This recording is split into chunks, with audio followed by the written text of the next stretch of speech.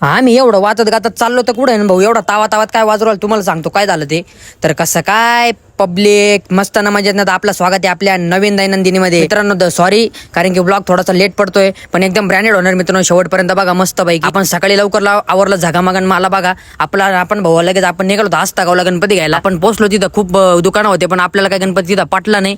पण गणपती खूप छान होते मस्त पैकी फिनिशिंग वगैरे बाल गणपती वगैरे सगळे होते. आपण डायरेक्ट आस्तागावमध्ये गेलो चौकामध्ये. तिथं आपल्याला गणपती बाप्पा मस्त पसंत पडले. आपण शेवट घेतला तो लगेच म्हणलो चला आपल्या ठिकाणी लगेच. आपल्याला पण दुसरे परत यायचं होतं मित्रांनो मंडळाच्या गणपती सांगतो पुढं पण आपण थोडा वेळ थांबलो कारण की गणपतीच्या अंगावर आपण कपडा घेतलेला नव्हता. मग आपण रुमाल टाकला पेट्रोल टाकलं घरी निघालो. लगेच आपल्याला फोन आला भाऊ लगेच जायचं आपल्याला गणपती घ्यायला मंडळाचा आपल्या तांडा. लगेच आपण काय मग आपल्याला तयारीच होती मस्त पैकी ढोल घेतले आणि ताशे घेतले आणि चला म्हणून येतोय वाजवता.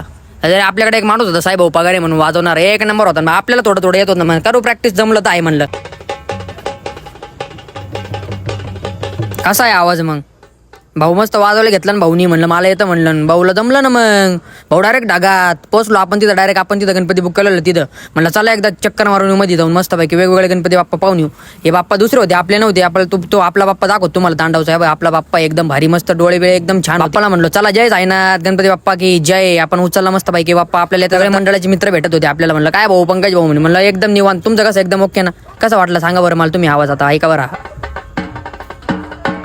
तर कसा वाटला मित्रांनो हा ब्लॉग नक्की कमेंट करून सांगा. आणि तुम्ही आपल्याला प्रेम देताय धन्यवाद मित्रांनो. भेटू पुढच्या ब्लॉगमध्ये जय साईनाथ.